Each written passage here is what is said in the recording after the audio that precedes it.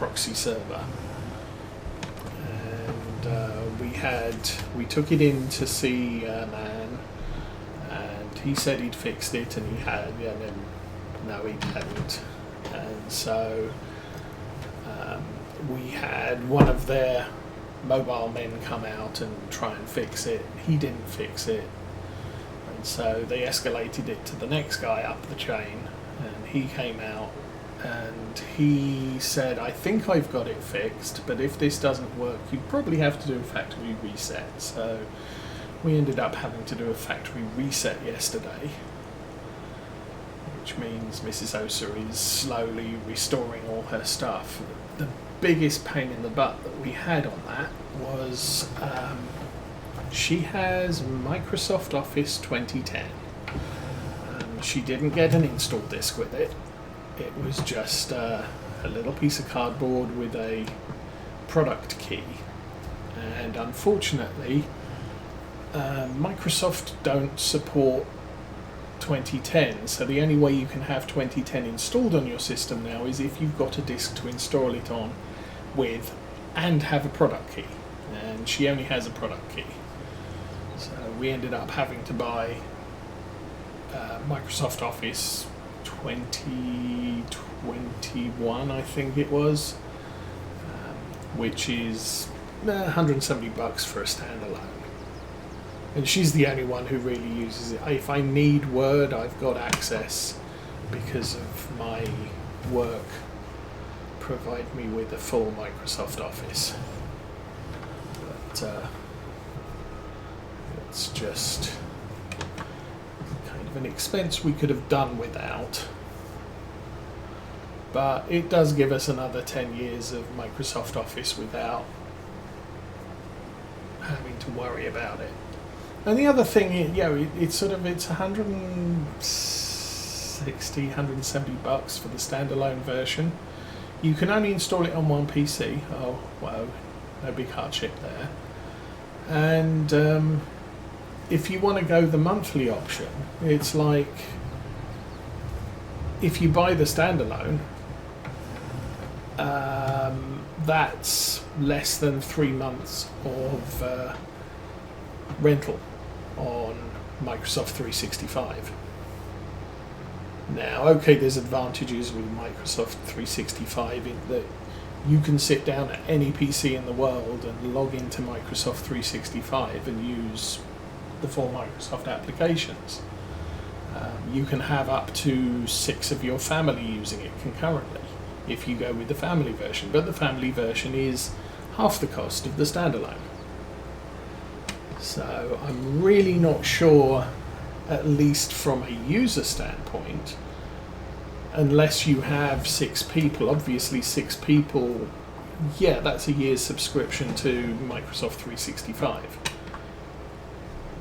But still, I'd still prefer to buy my own copy rather than rent a copy monthly. Because it's just more expensive if you rent it, which is crazy. Well, it's not. Everything is rented these days. And M Patchwork, good morning. Welcome to the show.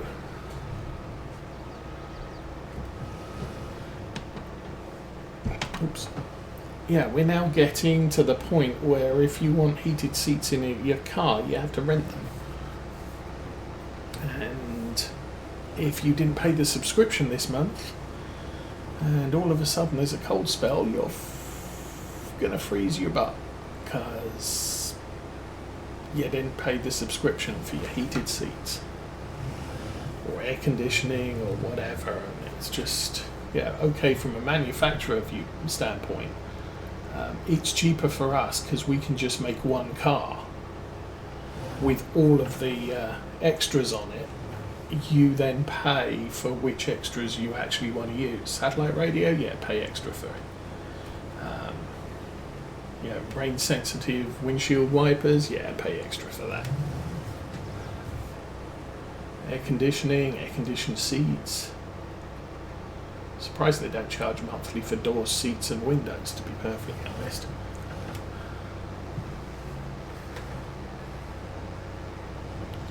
Anyway, that did not take long.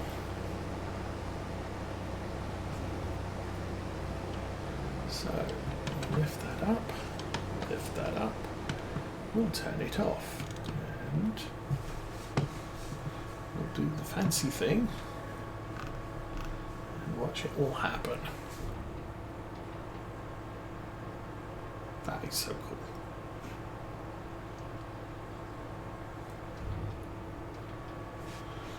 It even goes clunk.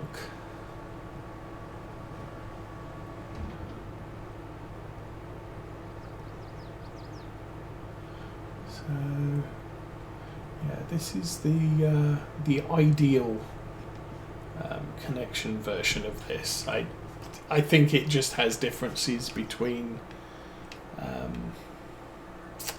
what is it?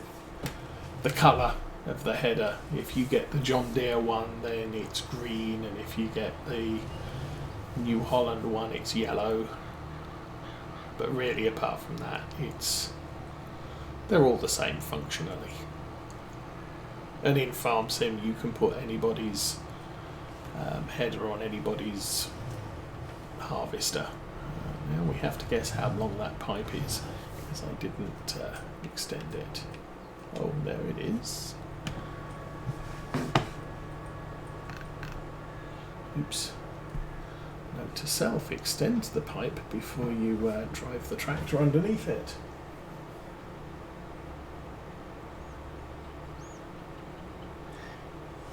Yes. Yes, it's small, but it folds. So that's the... what's the word for it?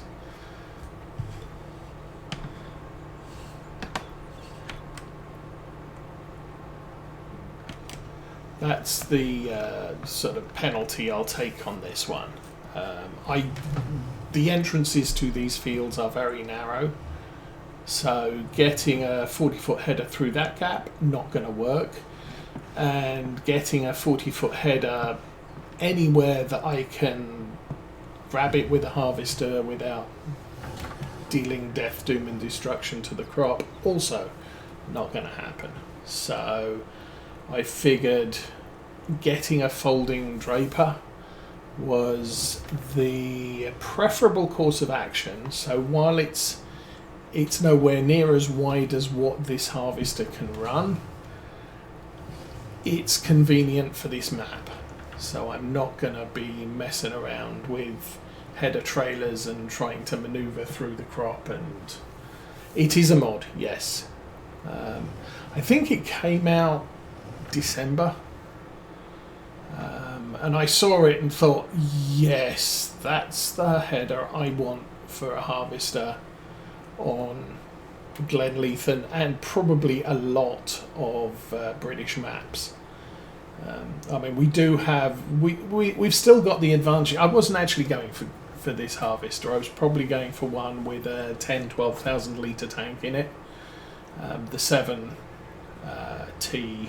I think has about a 10,000 litre tank. This has 17,000. But big tank means less often you need to service your harvester, and I might have supposed to be turning there. Oops. Let's have a look. Yes, I might have supposed to be turning there. I wonder if I can back up. Oh, hello.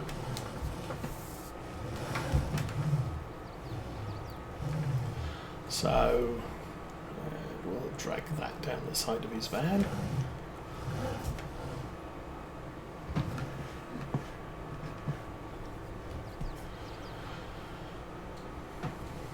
So yeah, it's a big harvester with a small width travel header, which you're going to be on a basic harvester if you want to do this. If you wanted to try and harvest some of these fields with some tiny little harvester, then it's going to take you hours. This is not, somewhat is not going to take us hours to get everything done, which is a good thing. Is this oats or barley again? It does take a while to unfold though.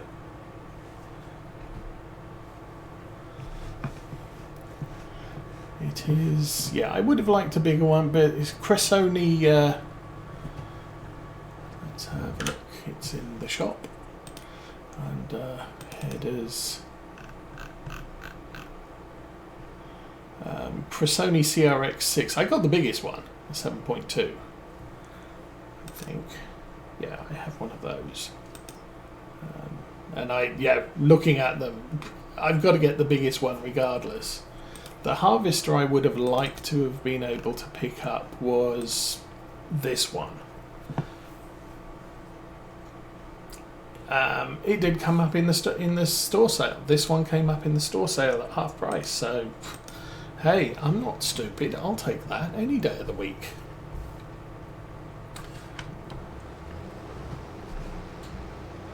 Oh, I'm sure I do. And this is also barley. Nice. All I have to do is figure out if both of them deliver to the same place, because if they don't, that could be a little bit unfortunate.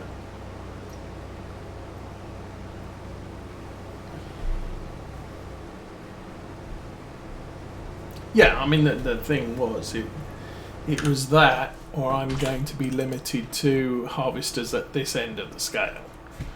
Maybe this one, but even those need header trailers. For 3 hours.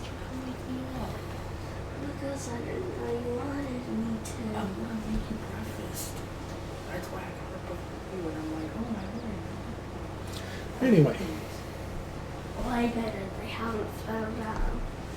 They go really high, so I can go down.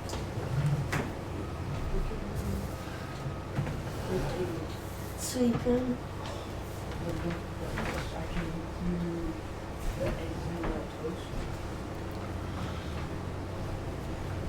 So yeah, as you say, it's just a matter of the harvester was available, the header was also available, the big one, and we've had the header for about 6 months. Just haven't had a harvester to fit it to, and I did buy it as in the ideal format, the AGCO ideal setup, with the intent of buying the small ideal harvester, either a Fendt or a Massey Ferguson, didn't matter, but it's the big one. I'm not going to complain. It's probably going to cost me a lot to maintain. How are we doing? We're up to, so we're already down 4% on both of them. We've finished one field.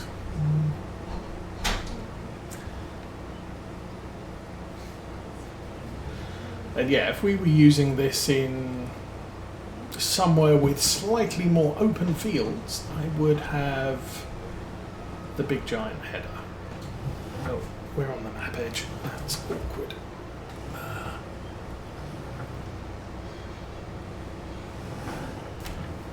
Just let me have a look at that.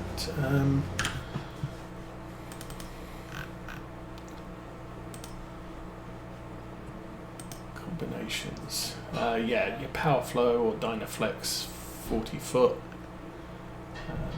But none of these fold. I'm sure there's a folding corn header, but as I've said, we're not looking at harvesting corn or sunflowers on this series.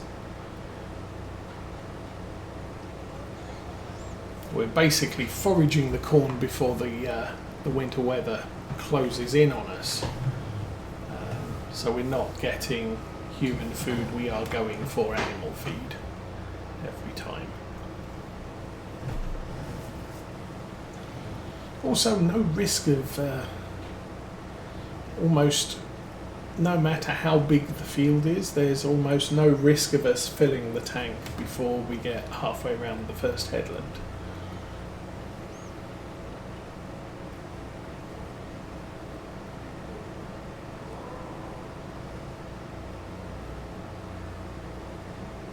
Exactly, yeah.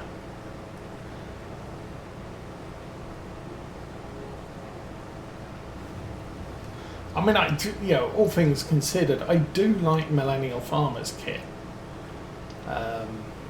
with the prairie wind system on one of his headers. His maize headers fold. But yeah, he's got a really nice setup, but it just wouldn't work outside of the open prairie land that he lives on.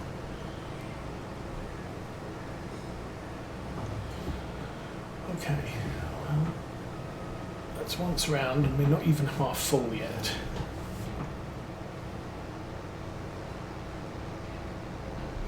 I will probably install GPS on this so that I can do proper island cuts rather than just running the rows from the edge.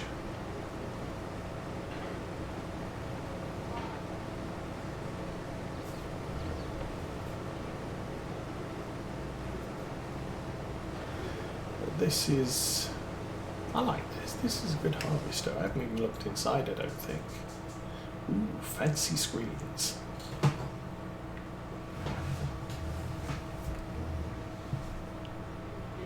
And also the other advantage with such a small header is doing in-cab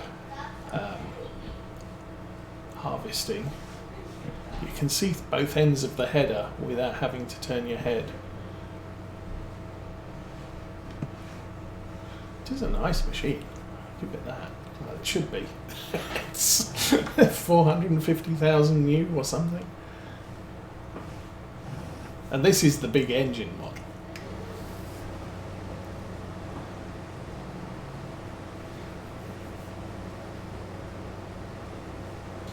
Which I haven't.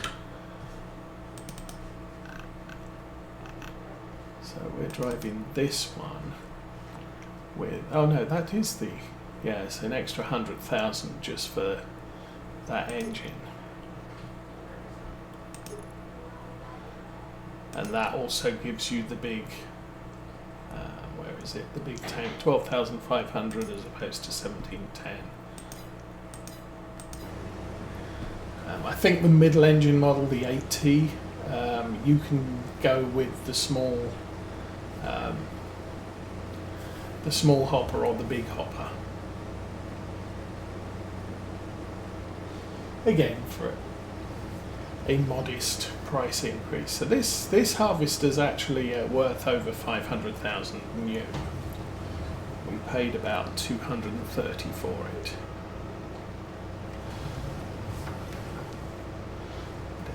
And then repairing it and the header has left us very short on money at the moment. But we get these 2 barley contracts polished off. I hope they're delivering to the same place.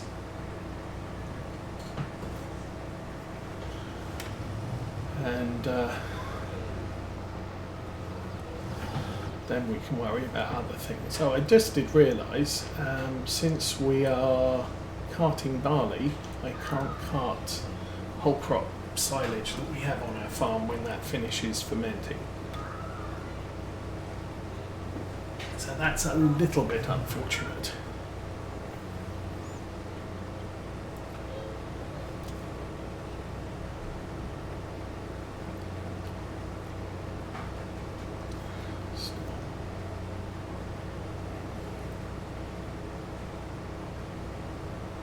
So we're making 6,500, 7,000 per lap. We're only going to have room for about 3,000 once we complete this lap.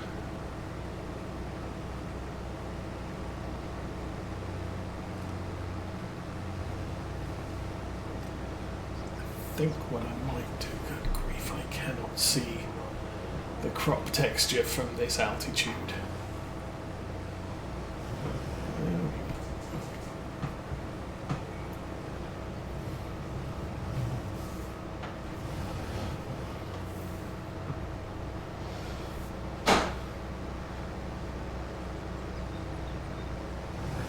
So in other gaming news, I'm up to about 220 hours in Railroader.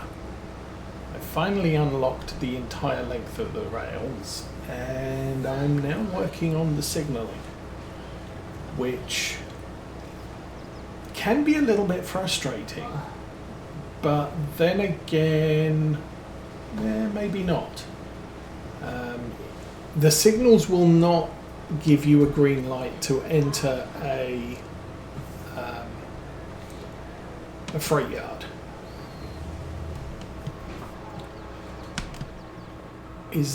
And I don't think that's altogether bad, because it means that the train will stop outside of the town and say, hey, I'm stuck here, please come and make a decision, which is much better than sailing into the freight yard and having all the switches set wrong, because you have to set those manually. But everywhere else, so long as the direction isn't into a freight yard, the signals, I'm not using dispatcher mode, which is run the railroad from the dispatcher office or the controller office, whatever it is. But it does provide you with a distant visual on is my train clear to leave the station. You can look down the track, see the signals and lights in the distance. Oh, it's red. I need to go and switch some points before I release it.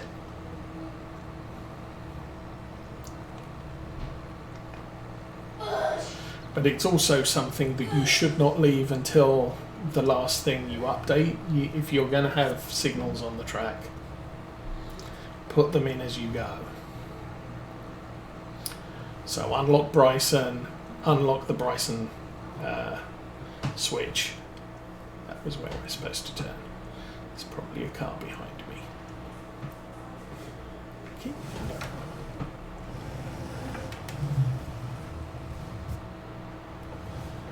Because as I said, when it reaches the end of the signalled section, it stops. Red board, I can't continue. You have to manually take me out of the signal blocks into the uncontrolled sections of the line, and then you can switch the AI back on.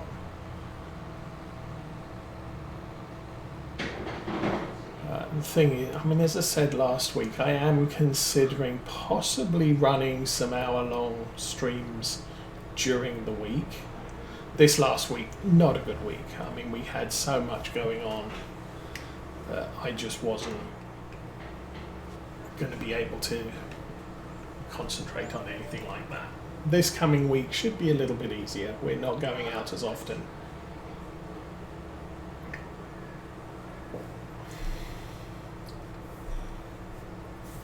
Why have you stopped? You're kidding me. It's maximum fill level. Okay, maximum weight, should I say. Okay. Well, that is what it is.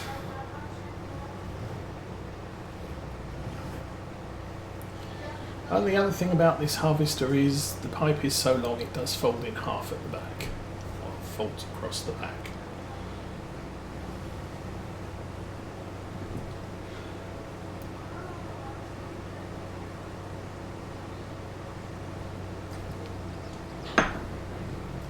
But then, and as I was saying, now that we've got this, we can start branching out. We're not forced to do all of our fields as maize, or all of our arable fields as maize. We can now actually plant proper crops, real crops, whatever.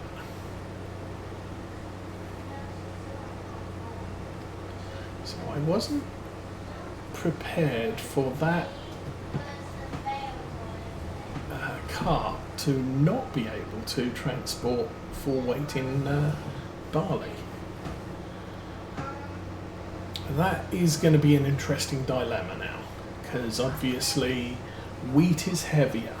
I think that oats is less dense, so we'll get more acreage into it. I'm not sure the comparative weight of oats barley and wheat.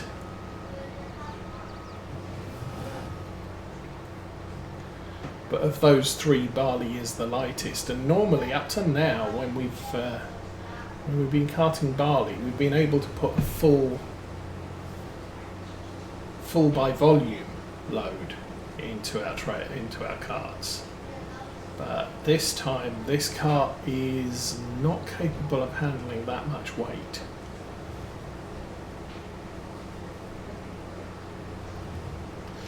I suppose I could take a look at the what was it? Those red carts that we had in the last series. They were fairly good. They had the suspension or structure to be able to carry a full load of barley. I suppose what I should really do now, I'll get this pulled up to the top.